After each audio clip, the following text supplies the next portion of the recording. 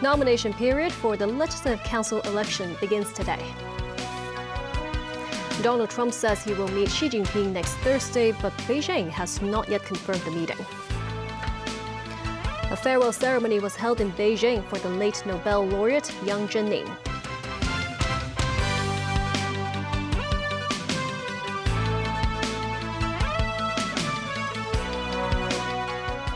Good evening, and thank you for joining us. Today is the first day of the nomination period for the Legislative Council election. Candidates from different constituencies started to submit their nomination forms. The polling day is on December 7th. Memo Sangai reports. On Friday morning, the Democratic Alliance for the Betterment and Progress of Hong Kong, or DAB, held a morale-boosting event in Sha Tin. The party, which hosts the most seats in the LegCo, decided to field 26 candidates for the December election. 14 of its 19 incumbent legislators will seek re-election. DAB Vice Chairman Holden Chow said the election will be an uphill battle, but the party is ready. We do need people who deliver. We do need people who walk the walk. DAB Chairman Gary Chan and his deputy Chang Hok Fong, who are running for the New Territories North East and Hong Kong Island West constituencies, respectively, submitted their forms on the first day of nomination. DAB Secretary General Chris Ip is another party member who handed in his application. He will run for the New Territories South East constituency. Ip said he hopes to be able to construct a suitable living environment for the public. One of Ip's opponents is Christine Fong, the Sai Kung District Councillor who has run in LegCo elections 5 times. Fong said she hopes to enter the LegCo to be a voice for the people. The Hong Kong Federation of Trade Unions, or FTU, will field 16 candidates, with 7 being current legislators. One of them is Danny Ng, president of the FTU. He's running for the Hong Kong Island East constituency and submitted his form today. He said each election is a new start, and that seniority does not mean you have an advantage. Other candidates who are seeking re-election, including Tang Ka-piu, Lok Chok Hong, and Jovi Chan. They are contesting in the Kowloon East, New Territories Northwest, and New Territories Southwest constituencies, respectively. Peter Siu from the Liberal Party hopes to get re-elected for his position in the wholesale and retail functional constituency. Meanwhile, Priscilla Learn, a member of the Business and Professionals Alliance for Hong Kong, joined the LegCo election race, hoping to secure her place in the election committee constituency. Learn said she will do her best to take part in the election. The nomination period starts now and ends on November 6th. A total of 90 members will be elected for the new Legislative Council term. Memos 9, TVB News. The Hong Kong and Macau Affairs Office published a commentary emphasizing that LegCo elections must not be interfered with or disrupted, and that vigilance must be exercised against the resurgence of anti-China and Hong Kong disrupting elements and external forces. Mo Sang-ai again. The 8th Legislative Council election has officially begun. The commentary, titled "Elections Must Not Be Interfered With or Disrupted," says that the successful holding of this election will be of great significance and have far-reaching impact in improving Hong Kong's governance and prosperity, while promoting high-quality democracy that suits Hong Kong's realities. However, anti-China and Hong Kong disruptive forces have never ceased their interference and disruption of the elections, and vigilance must be exercised against their resurgence. The article points out the recent emergence of bizarre theories aimed at disrupting the elections, such as fabricating the false proposition of central government interference in the elections and spreading so-called blessing lists.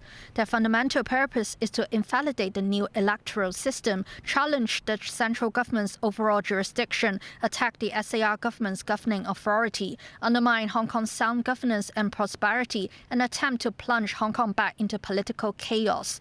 It says voters should be vigilant and discern malicious intentions, adding that the SAR's law enforcement and judicial agency will not sit idly by. The commentary says any attempt to interfere with or disrupt the election will fail. Memos 9, TVB News. The Foreign Ministry says President Xi Jinping will attend the APEC summit in the South Korean city of Gyeongju from next Thursday to Saturday. This as the White House announced U.S. President Donald Trump and Xi would meet next Thursday. Danny Zhou has more. At yesterday's press briefing, White House Press Secretary Caroline Leavitt said Trump and Xi will hold talks next Thursday on the sidelines of the APEC summit. Maybe pertaining. Trump told a media pool he thought the meeting with the Chinese leader would yield good results that satisfies everyone. So a meeting with President Xi and Trump said they would have some big issues with the farmers and various other things. But the first question he would be asking Xi about is fentanyl, he said, and putting it right at the front of the list. Trump also said earlier about his meeting with Xi that he expects to reach a deal with China on rare earths and touch upon topics such as the war in Ukraine. Beijing, which has not yet confirmed the meeting between the two heads of state, said it remains in close communication with Washington.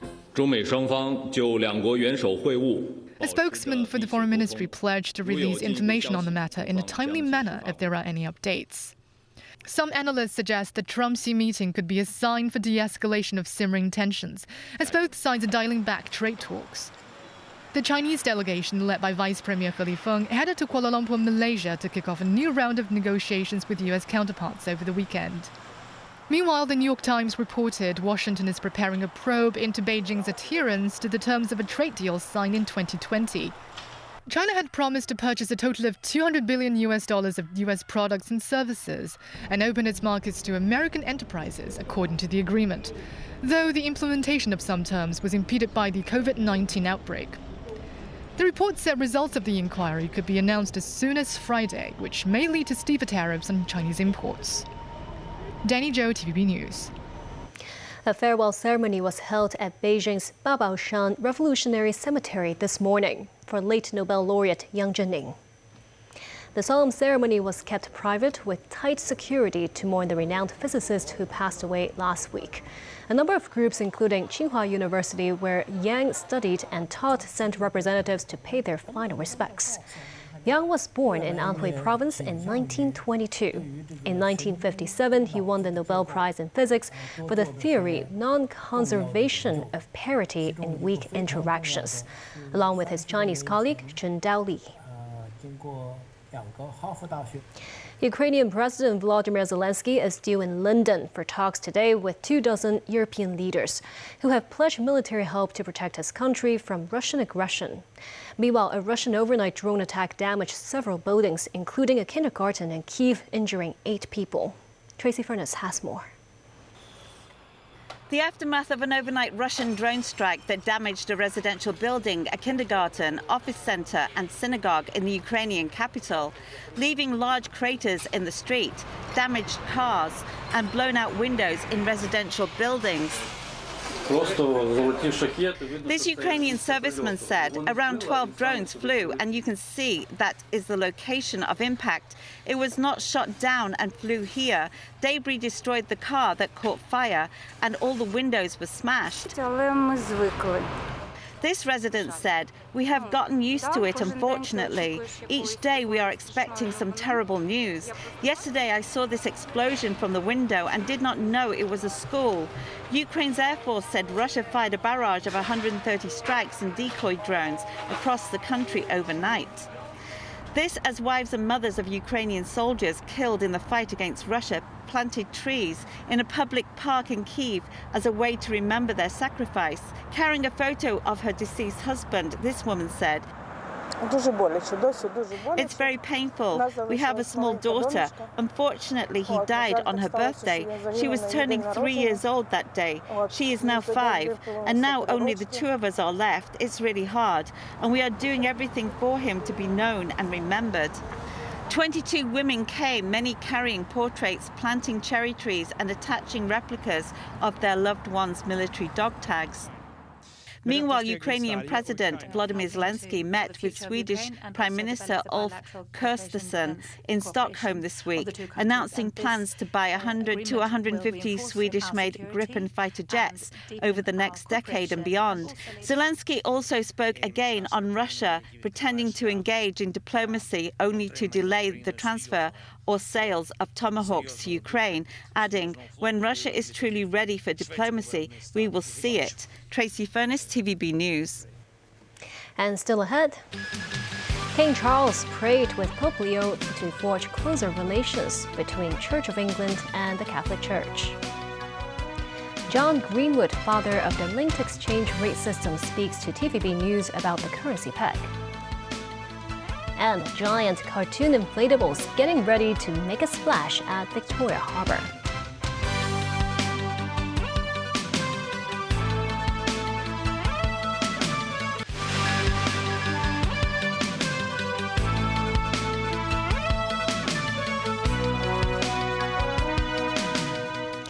Welcome back.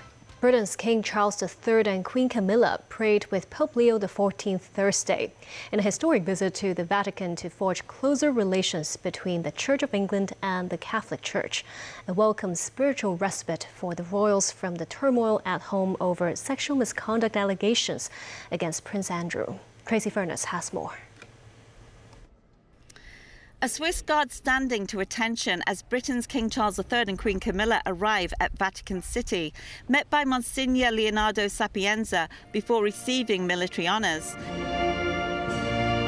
They are then escorted by the Swiss Guard inside the Apostolic Palace, where the royal couple attended a service at the Sistine Chapel, arriving before Pope Leo XIV, who came with the UK's Archbishop of York, Stephen Cottrell. And to the Son. This is the first time since the Reformation that the heads of these two major Christian churches, Charles is the titular head of the Church of England, have prayed together. The two churches have been divided over issues for centuries since King Henry VIII split from the Catholic Church in 1534 when he was refused a divorce. Now the issues involve the ordination of female priests. Later, the royal couple travelled to a pontifical basilica that has strong traditional ties to the Church of England, St. Paul's outside the walls, to receive a new formal recognition. The title Royal Confrater is a sign of spiritual fellowship and was reciprocated by Charles. This as Charles gave Leo the title of Papal Confrater of St. George's Chapel, Windsor Castle. The British royals then went out to the streets of Rome to meet the people.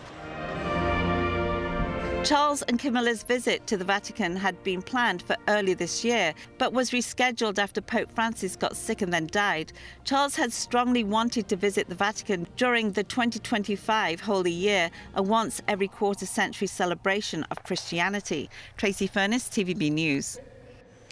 U.S. President Donald Trump has pardoned Binance founder Changpeng Zhao, who created the world's largest cryptocurrency exchange and served prison time for failing to stop criminals from using the platform to move money. Daniel Rao reports. White House Press Secretary Caroline Leavitt announced the pardon, which she said was approved after a thoroughly reviewed request.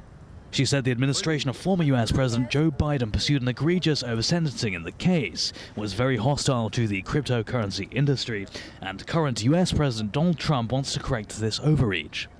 The pardon caps a months-long effort by Binance founder Changpeng Zhao, a billionaire commonly known as CZ in the crypto world, who is one of the biggest names in the industry. In 2023, U.S. authorities said Binance had failed to report suspicious transactions with organizations including Hamas and Al-Qaeda, and with websites dedicated to selling child sexual abuse materials. Zhao, a citizen of Canada who was born in China, personally paid a $50 million fine and served nearly 4 months in prison last year after pleading guilty to the same charge as his company. However, he kept his Binance stake while one of his appointees was made chief executive. U.S. President Trump explained why he pardoned Zhao. A lot of people say that he wasn't guilty of anything. He served 4 months in jail, and they say that he was not guilty of anything, that what he did, well, you don't know much about crypto. You know nothing about nothing, you fake news. But let me just tell you that he was somebody that, as I was told, I don't know him. I don't believe I've ever met him. But I've been told by a lot of support. He had a lot of support. And they said that what he did is not even a crime. It wasn't a crime, that he was persecuted by the Biden administration. And so I gave him a pardon at the request of a lot of very good people. Trump's pardon of Zhao fits into a broad pattern of taking a hands-off approach on the crypto industry. His administration has dropped several enforcement actions against crypto companies and disbanded the crypto-related enforcement team at the U.S. Justice Department. Dan Rell, TVB News. The Central Committee of the Communist Party of China held a press conference in Beijing to interpret the spirit of the just concluded fourth plenary session. The committee says efforts will be made to further open up and expand market access, citing recommendations of the 15th five-year plan. Authorities say the objective for the next 5 years is to keep the economic growth at a reasonable range, enhance civility, and improve people's quality of life. The upcoming plan puts spotlight on self-reliance and innovation in science and technology. Quantum technology, biomanufacturing, and hydrogen energy were identified as emerging sectors that would become new growth points.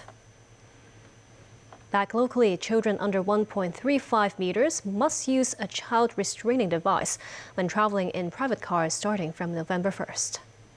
The current legislation stipulates that kids only require a child restraining device, such as child safety seats, if they are under 3 and travel in the front seat of private cars.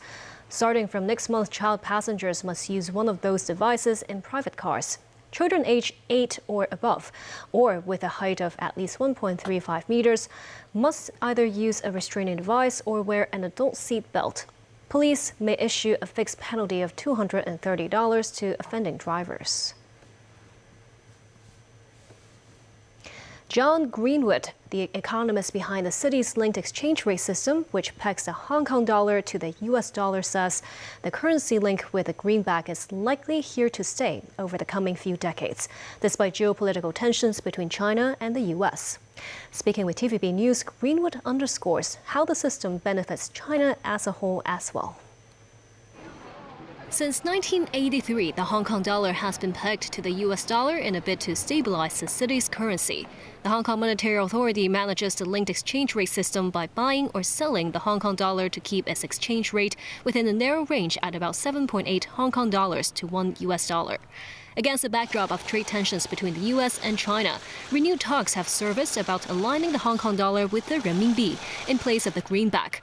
John Greenwood, known as the father of the linked exchange rate system, explains to TVB News why the current peg between the Hong Kong dollar and USD serves not just the interests of the SAR, but also China as a whole.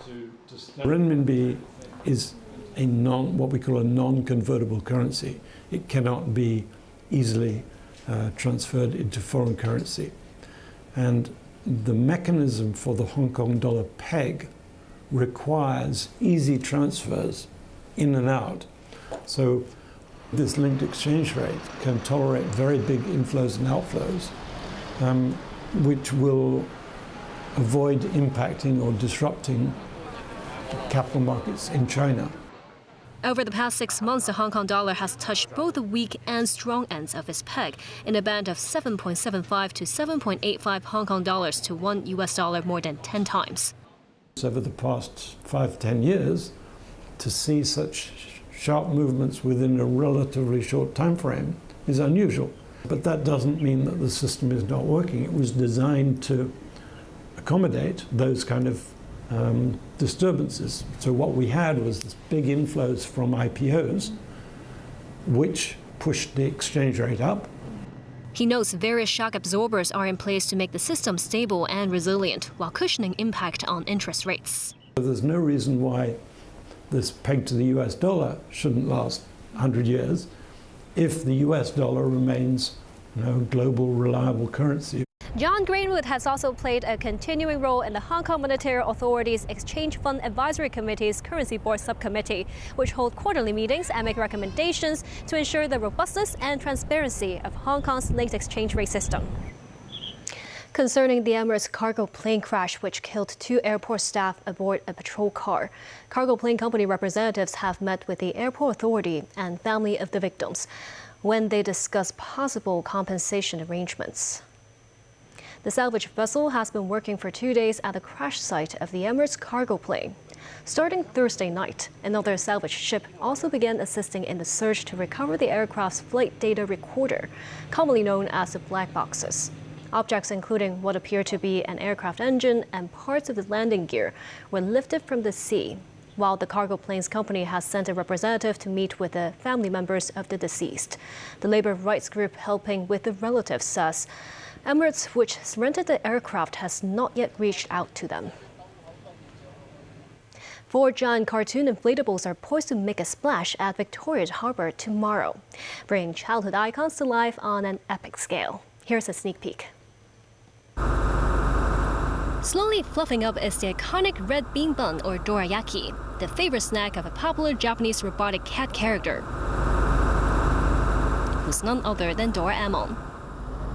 Once blown up, the giant inflatable version of Doraemon was hoisted by cranes to take a dip in Hong Kong waters. Joining Doraemon are Labubu, the quirky furry monster IP character who has taken Asia by storm, Elmo from Sesame Street, and McDonald's jolly purple mascot Grimace. They will turn Victoria Harbour off Tema Park in Admiralty into their paddle pool for 8 days starting Saturday. The biggest inflatable reaches a height of 20 meters, surpassing the size of the yellow rubber duck in 2023. Each inflatable takes 23 hours to puff up, with technicians having to step inside to inspect the structure. Learning from the earlier rubber duck exhibition, which deflated under the summer heat, organizers say this time they've chosen a cooler autumn schedule. 過往2年前啦，我哋黃鴨係喺5月份做嘅。